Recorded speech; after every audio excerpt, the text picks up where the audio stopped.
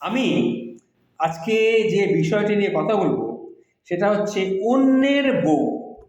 দেখুন, আমিও বিয়ে করেছি, আপনিও বিয়ে করেছেন, অর্থাৎ যারা বিবাহিত পুরুষ তাদেরকে বলছি।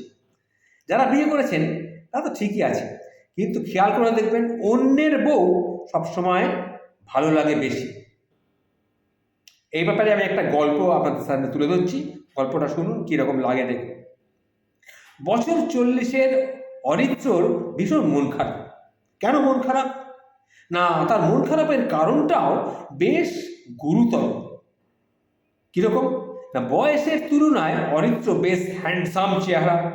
এই বয়সে যেখানে ওর বন্ধুরা নিয়ম করে চুলে কলপ লাগাচ্ছে, সেখানে ওর চুলে এখনও সেরকমভাবে পাক ধরেনি।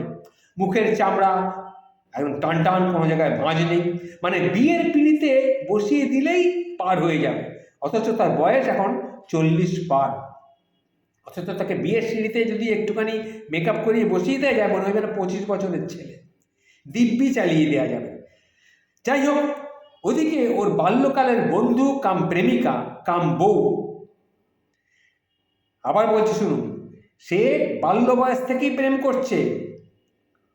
সে বাল্য বন্ধু ছিল এক সময়, তারপরে তার প্রেমিকা হলো, এখন সে তার বউ। তার বউ, তার নাম হচ্ছে চিরশ্রী। তার চেহারায় কিন্তু বেশ বয়সের ছাপ পড়েছে। না, মন খারাপের কারণ কিন্তু সেটা নয়। রিসেন্টলি ওর অফিসের এক নতুন কলিগ কাজে যোগ দিয়েছে, তার নাম হচ্ছে অনুসুয়া।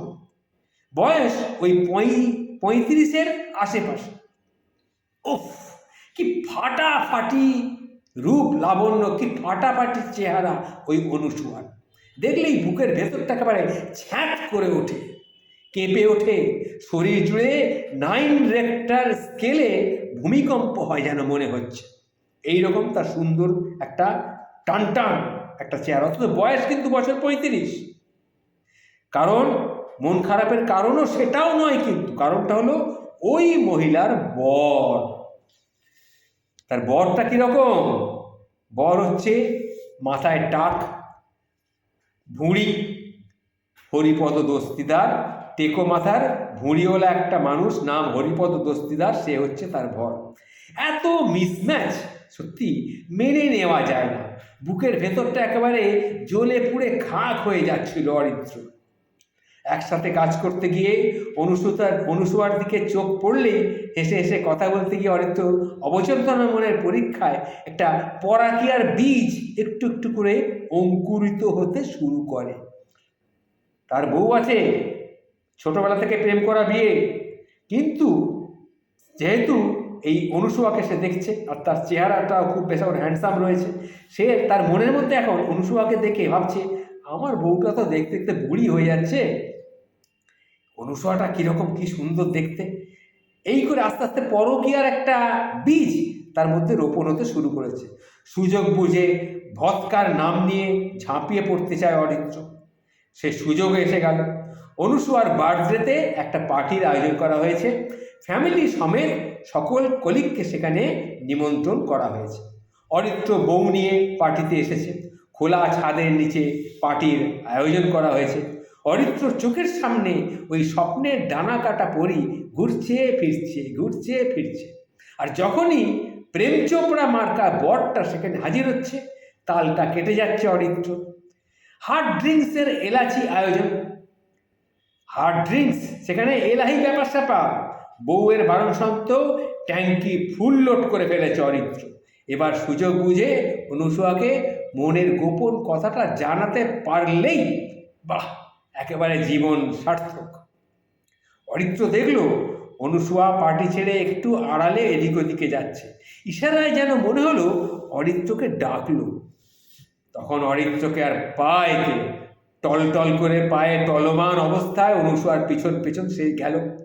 আড়ালে যেতেই পিছন থেকে খপ করে অনুসুয়ার হাতটা ধরে ফেলল।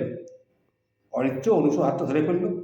কি নরম হাত অনুসুয়ার, চামড়া নয় তো, যেন মনে হচ্ছে মাখন, মাখনে যেন হাত পড়লো, এরকম অরিত্রর মনে হচ্ছে। আর কি মনে হচ্ছে?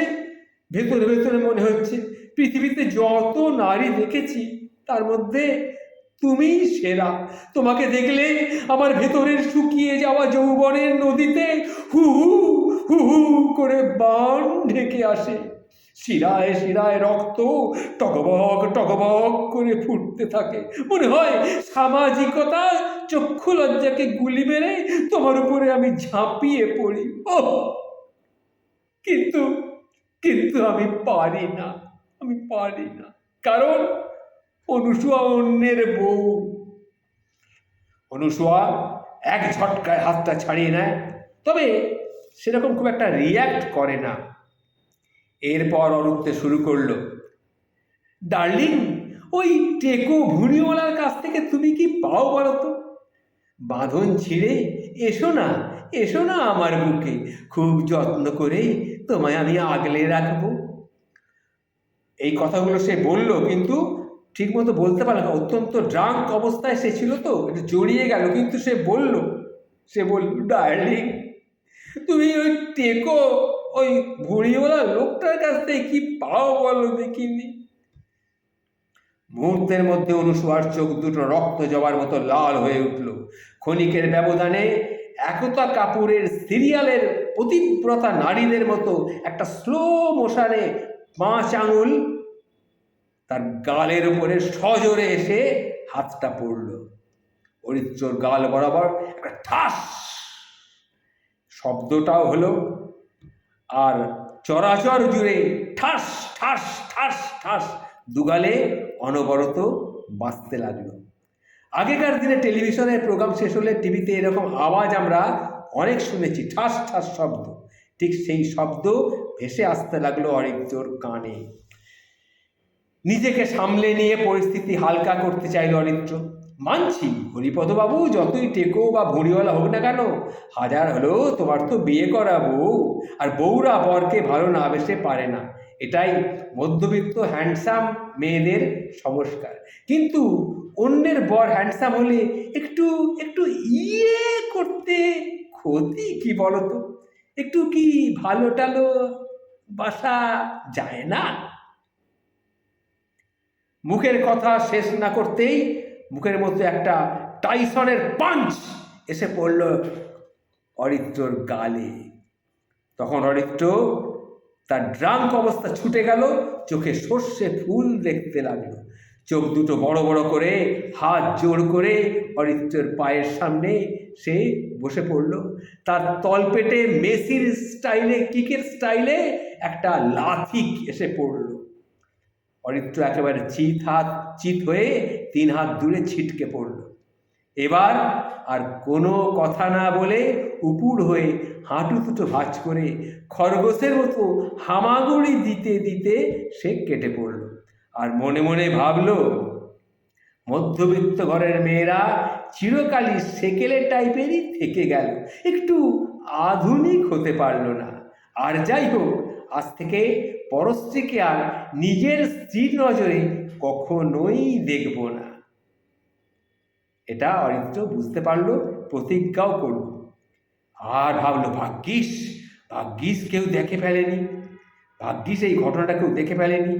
তারপরে সে আস্তে আস্তে বউয়ের কাছে গেল, বউয়ের হাত ধরে লক্ষ্মী ছেলের মতো বলল, কি গো, চলো, অনেক তো হলো, এবার চলো, বাড়ি চলো, বাড়ি চলো। এই যে নাটক, এই নাটকের কেউ ট্র্যাজিক এন্ডিং কেউ দেখে ফেলেনি তো?